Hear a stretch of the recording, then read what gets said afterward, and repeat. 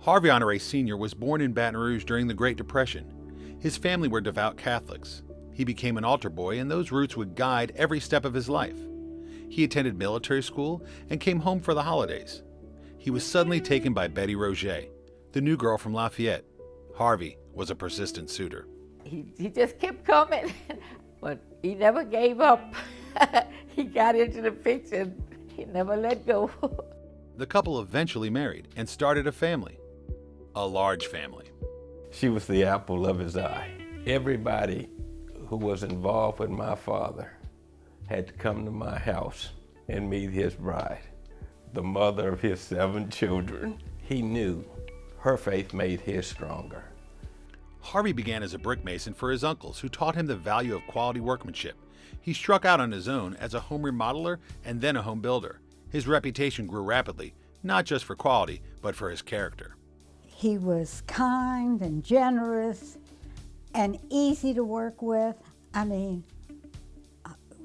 whoever says that about their home builder? You know, you don't get many compliments like that when you build someone's home, because this went wrong and that went wrong. And if anything was out of place or wrong or anything, Harvey said, "Don't worry about it, we'll fix it." And he did. Harvey became another honore respected in the local home building trade, but he wanted more. My father was the first one to want to go further and enter the field of commercial building, you know, which was a pretty big step in those days. He was ahead of his time, I think. The commercial work took off, and Harvey built many projects in Baton Rouge, including the Catholic High Cafeteria, Baton Rouge High, St. Jude School, American Bank, the YMCA, Gotcha's, and Maison Blanche. He was a planner, and when he told you that it would cost X, that's what it cost.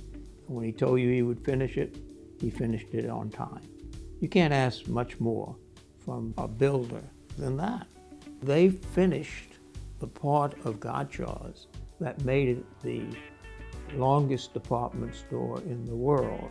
We enjoyed the participation and the partnership. Some call it community service. Harvey considered it community obligation. Quietly, he built homes and let families in need live rent-free. He served on numerous boards and nonprofit groups, including the Red Cross, Junior Achievement, the Chamber of Commerce, American Bank, and the Louisiana Contractors Licensing Board. He was given a papal honor and named a Knight of the Holy Sepulchre of Jerusalem. He was also the recipient of the Golden Deeds Award in 1981. They do it because it's coming from the heart. They're not doing it for what it's going to put in their pocketbook, or how many awards they're going to get and how much money they're going to make. They do it because they feel that the good Lord wants them to do these things and wants them to give something back. And he had a lot to give back, and he gave a lot back. He just had a unique way. In tough situations, he could sit and listen and turn a discussion just by a gesture or a proper word, just turn it in the proper direction. And I admired his gifts, and it wasn't loud.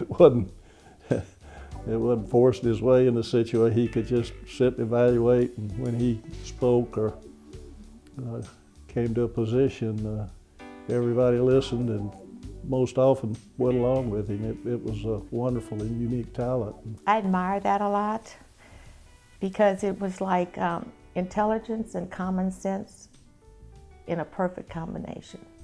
Without question, the most important thing on Harvey's list was his family. But he always took care of us. And his first goal was to love God and serve him and take care of our family. And he took us on vacations, you know, in the summertime. We didn't want for anything. He loved to joke and laugh with the children. Sometimes I told him I thought he was one of the children. He could just laugh with a good heart. And, he loved to tell jokes. Harvey died suddenly at the age of 52.